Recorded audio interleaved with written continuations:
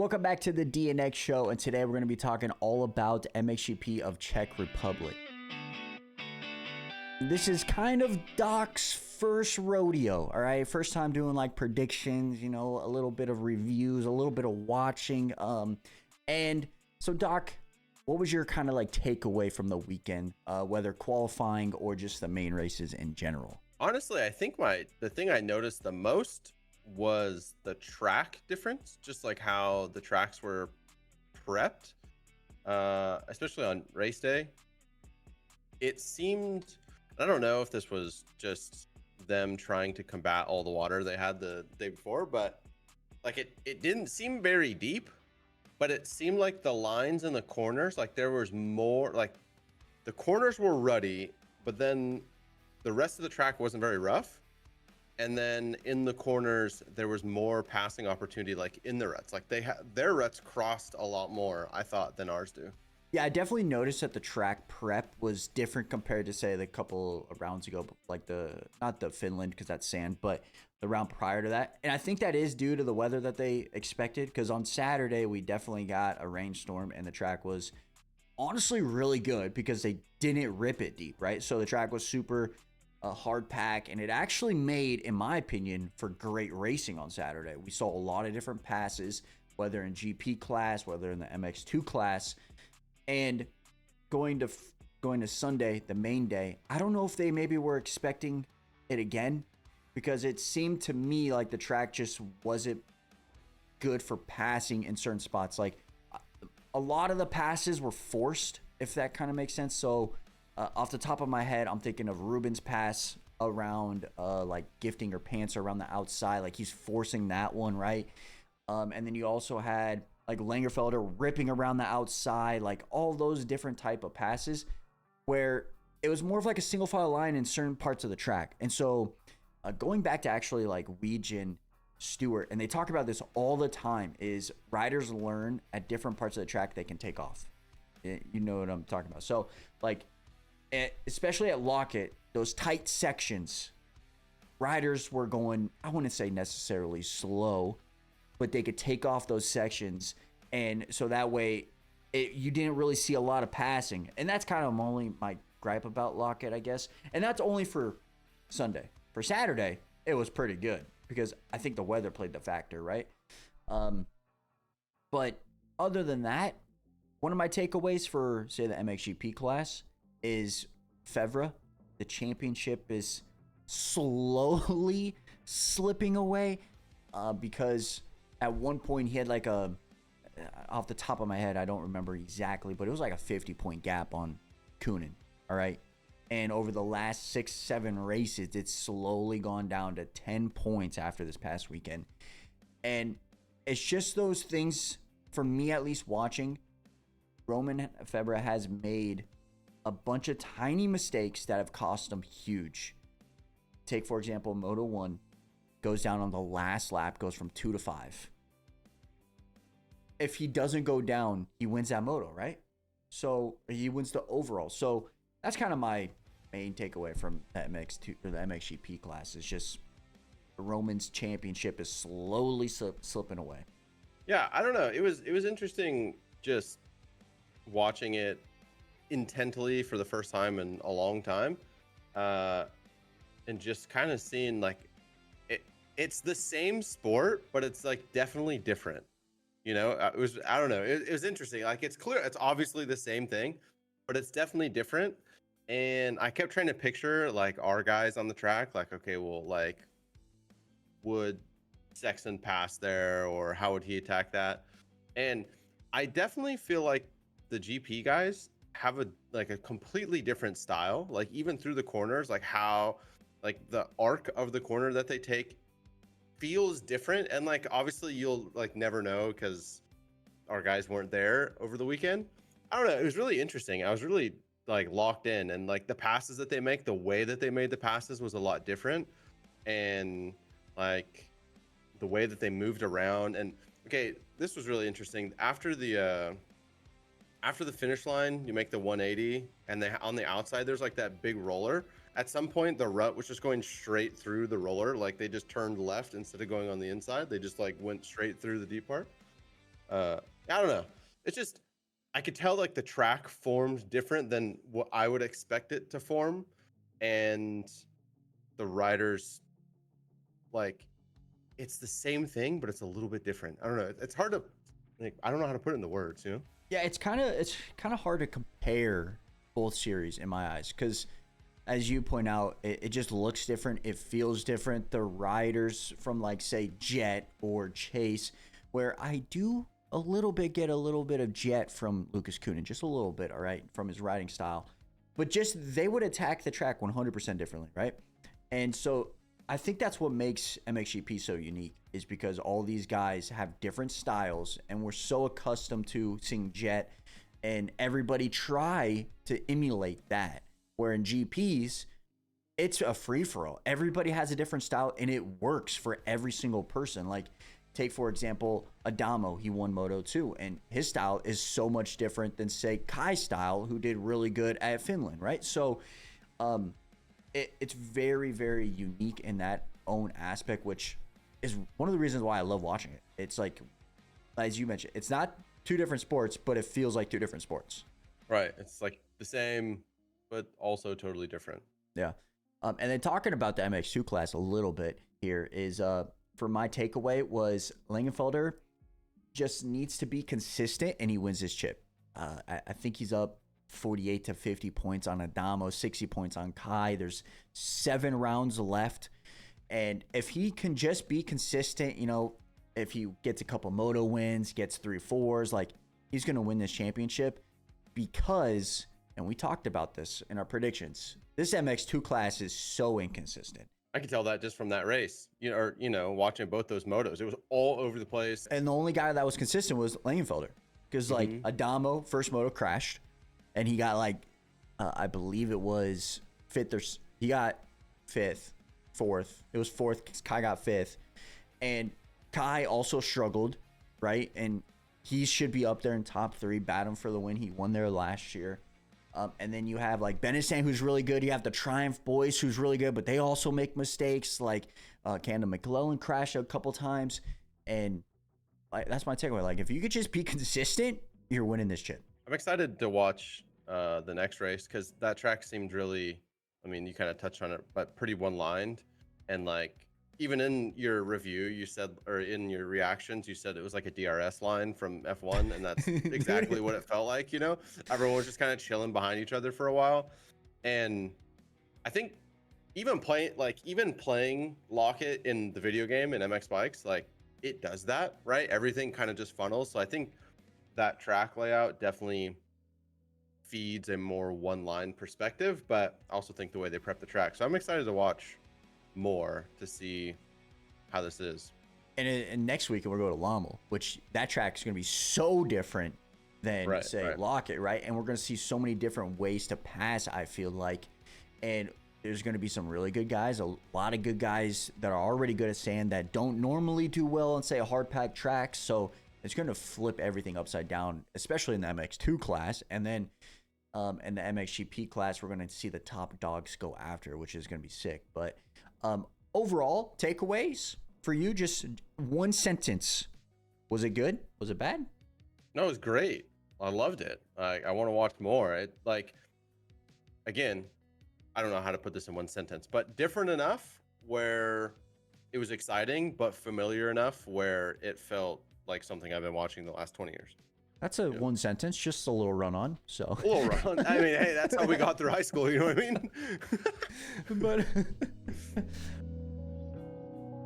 going into our biggest surprises here, and to be fair, I think there's really only one surprise. There's 2, but I have one in the best rides here we're going to talk about in a second. And the one surprise is Panzer, all right? And privateer effort, all right? He's literally traveling to every race with his mom and dad and his girlfriend in a freaking trailer. Which is way crazier, I feel like, for GPs than even the US, like, because they're in different continents at times, right? You know? I don't know if he goes to say, like, I don't know if he'll go to Australia. Like, how would he get to Australia? You know what I'm saying? I think what he normally plane? Okay, I understand that, but how's he going to get his bikes and his... I totally get it. Like, I think what happened, like, he travels to, like, say, Europe, the Europe side of things. But still, traveling by himself with his mom, dad, girlfriend, trailer, and like he's going out there getting third in the moto. Like that's so impressive. Wouldn't a privateer effort in GPs be even more like of a disadvantage than what we have in the States? Because in the GPs, aren't they like unlimited in what they can do to their bikes? That also, the cost to get in is super high, and like just racing in general is super high over there. And from what I've heard is he would lose money if he even got onto like a semi-privateer team, if that makes sense. You know, like I say, a Rock River team over in Europe. I don't know the teams off the top of my head. I'm not that smart yet. But I heard he would lose money doing it that way, which is kind of crazy to think about. But I didn't expect him to get a third in the moto. First off, he basically pulled whole shot. We don't count Lucas, right? He always gets starts, but he was basically right there in the start. He held off Febvre for 30 minutes, dude. 30 minutes. And he obviously got passed by Ruben as well in the next corner or whatever it was. But like, as soon as he saw Febvre, I think he was like, crap. And then like Ruben, and he's just like, it just happened so fast. I think for Panzer, he was just like, all right, let me get these guys out of my way, and then I can freaking continue in fourth. And then what do you know? Febvre, as we mentioned, goes down. He gets third. And so just so impressive for me to see Panzer do that. And I kind of want him to back it up. All right. From my understanding, he did pretty good at Lommel last year. So if he could back that up, that would be nice. I did mention in my clip, I'm like, yo, bro, factory ride. He deserves it.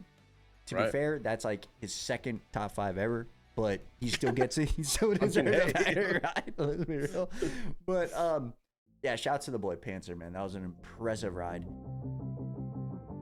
We're not going to do any really letdowns because, let's be fair, we just make reactions on these. We don't talk about them enough. Next year. Yeah, next year. Next year we're hard. Maybe. If you guys enjoy, if you guys want to see reviews, you guys want to see predictions, you guys got to let us know in the comment section. Because, like, I've been watching it for this full year. Pro Moto, I've been watching my whole life. So, like, I feel... And we made the channel for Pro Moto, and MXGP is like a little side hobby for us.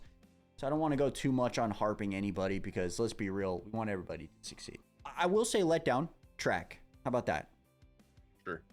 Track was just a letdown. I don't know. I just feel like that track, like, again, like I said, the layout's just...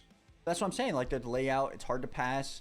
It's a DRS train. We said that. Like, I feel like but the it's riders... also iconic. You know? Yeah, but they can make some fine tweaks where it would be, I think, beneficial. True. You know what I'm saying? I'd love to go to that race in real life. It'd be fire. Yeah, they were talking about on the broadcast that the whole track is on the hill. It's like sideways. I'm like, yeah, it's insane. Maybe that's a reason why it's hard to pass.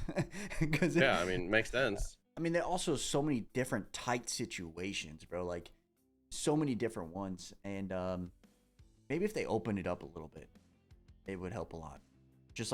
Just a little bit. I don't know. But yeah, but it's Europe, bro. They ain't got much square footage out there, you know? That is very true. That is very, very true. So let's talk about a little bit of best rides here, all right? MX2. We're going to do the MX2. Matthias Vallin, all right? That boy was on fire this past weekend. He won the qualifying race, all right? First time ever doing that. First moto, he got third place. Second moto, he also got third place, all right? One of his best weekends ever. And I'll give you a little stat, doc, about Matthias Vallin. Okay, 125 class over there, he won the championship, okay? Okay. First year in the EMX 250s, you know, like that class before the MX2 class. First year, he won that. Okay. This is his first year in the MX2 class, and he's already winning qualifying races. He's already getting whole shots. He's already getting podiums. He's already super, super fast. It's his first year ever in the class. Like, all that kid does is win. And next year, he could be a demon. Just saying. Could be. I mean, I don't know, but it could be. But yeah, he had a really, really good ride. And then the other guy's gifting. Like, if you watch the reaction video, you know how gifting is so wild out there, dude. Yeah. I was gonna say that was gonna be the other thing I said, you know, like a takeaway from all these races. These boys were like all over the place a lot. You know, I've never seen so many people get bucked over the bars in a pro race, you know, where they almost died. It was really exciting. But yeah, gifting was, I liked it. It's like a young Justin Barcia, just sketchy, you know? He's wild. He's sketchy. He holds it all together, and he got fourth place overall. And one thing I really like about what gifting does when he rides, he doesn't care like who's out there. All right, he just doesn't care. Like he had Febvre next to him, and that guy in that tight section, he's like, "Oh, Febvre passed me. Oh crap, wide open into that inside right, almost T-bones him, bro." And I'm like, that's what I honestly love about gifting, though. He's just wild out there, and it's awesome to watch because it is similar to Justin Barcia, right? And maybe if he could tone it down, I don't even think he needs to tone it down, right? He's been hurt this year a little bit, so he's missed I think a few races now, like maybe like 4 or 5 races. If he could just get consistent, dude, he could be a player, top 5 guy. You know, the whole time I was watching those races, I just kept thinking about Motocross Nations. Oh, I don't know, brother. Some good guys out there, you know? That's I don't know. I don't want to say I'm going to eat my words, but the comp might be a little bit more stiff than I thought, you know? Well, we talked about it in the pod, which thank you guys very, very much for all of the love on that thing. You guys absolutely killed it. Yeah, a lot of you guys put on your guys' like teams for like say Motocross of Nations, and dude, so many good guys. Like I'm excited to see how Langenfelder does. He's gonna win that championship, right? I'm excited to see how he does. I'm excited to see how Damo does. I'm excited to see how DeWolf does. I think personally Valin is going to be that MX2 guy for France. And you know France is going to have Febvre, Renault, and Valin, and they've won like 4 times. You know, that's a good team. That's going to be a solid team. So who does Germany have, right? So we got Langenfelder, Kenny. And then it's going to be a third that they're going to kind of like, I read an article on Gate Drop, shout to them. Don't quote me on this word. I think it's kind of like it's like a tryout situation, see how they do throughout the rest of the year. But like Tom Cock, Nagel, I think that's how you pronounce it. Nagy. Ludwig. Yeah, Ludwig. Shout to Ludwig. Hey, put Ludwig in there, bro. the views go crazy if we do that. So yeah, like Germany's gonna be great. France is gonna be great. And also I wanna go back on the pod. I messed up here, okay? Belgium and Netherlands, 2 different things. All right. So Netherlands would be like Hurlings and De Wolf. I forgot the third one. They're really good, but I forgot the third one off the top of my head. And then Belgium, Koldenhoff, right? So that's Netherlands. So they're really good, right? Koldenhoff is in his own right now too. He did really good at Lockett. And then that's a good team. Belgium is the Coenen brothers. All right. Oh. Those are the Coenen brothers, and off the top of my head, I forgot the third one. Geertz. Yago. There's also another one, too. Someone commented about it, and I just totally messed it up, and that is totally my fault, man. I definitely was thinking of Lommel and just thinking the guys that were good at Lommel and just said their names and thinking it was the same country, and I'm stupid as hell, so don't listen to us. NA education. It's not ideal. All right. Yeah. So yeah, let me go to the comment because someone commented on it. Oh, Liam Everts is from Belgium. That's who the other one I was thinking of. And so like you can have the Coenen brothers and Liam Everts, and like that would be a solid team. And so yeah, I just want to go back on what I said about those guys being all in the same country. They're not, 2 different countries, so my bad on that part. But yeah, MXGP as a whole, it's been honestly great. To be fair, it's been great to watch this year. I've learned so much just from that series, whether it's the riders, the tracks, how to pronounce their names, because let's be real, I still suck. I feel like I'm saying Panzer's name wrong because it just doesn't seem right, but it is right. And I get roasted all the time for saying Kai's name wrong. I'm like, guys, it is Kai De Wolf. People are saying it's K De Wolf. I'm like, have you ever heard anybody said K? Yeah. Just ask him. Have him send you a voice message. Say your name, please, via voice. Right? Like I'm saying it right. But yeah, just in general, it's been great. I know these we don't do predictions, we don't do reviews on them. We just kind of do reactions. But like, if you guys want to see this stuff, let us know. We can make short little videos of our predictions, our reviews of the race. We don't have to make them too long. Get in and get out of the conversation. You know what I mean? I think personally. Oh no, we'd have to watch more moto. You know? Yeah, like that would be the worst part about it. Just gotta wake up no. and watch. Oh, which no, I I already do. I have to tell my wife the comment. I have to watch. Okay, I'm working. You know. Yeah, that's right. I'm working. I gotta watch. Yeah. So, but yeah, if you guys want us to do more of this, just let us know. I mean, I'm down next year. Like, we're gonna do these 2 weeks with Lommel because we have this off week, and then we're 6 straight weeks of Pro Moto, right? However, next year, if you guys want to see this, we'll start from the very beginning, right?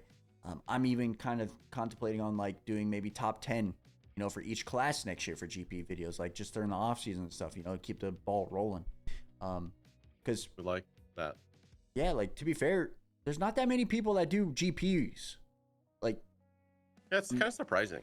right? It's a very popular, like over maybe Over I just there, don't right? see it on my feed, my For You face or like YouTube maybe. I mean, there's no way. I mean, I don't know. The comments can tell us. Are there people covering GPs or what? yeah, like I know Gate Drop does. Like besides journalists, all right, besides journalist websites, let us know in the comment section if anybody's like doing this side of stuff, because I would want to interact with them, like have their opinion on it and stuff like that, because I think it would be sick. So, but yeah, just let us know in the comment section. We're rambling here, because that's all we really have to talk about. So, but overall, weekend was great. I'm excited for Lommel. First time going to be ever watching Lommel, whether that's live on Saturday morning or when I rewatch it in the morning or whatever. Very excited about that. It's going to be freaking sick. You guys will see reactions videos of that. We're going to do another prediction video for Lommel. I saw something, side tangent, Hurlings might be back. I saw something on Gate Drop post for that. So Okay. I will keep you I'll probably keep everybody informed because that's a kind of a big deal for Lommel. Yep. So, but yeah, other than that, if you guys want to see more of this, let us know in the comment section. Also by hitting the like button. And short and sweet. We'll be back next week for another review, talking about the race and kind of just go from there. So, much love, guys. Stay safe. We're out.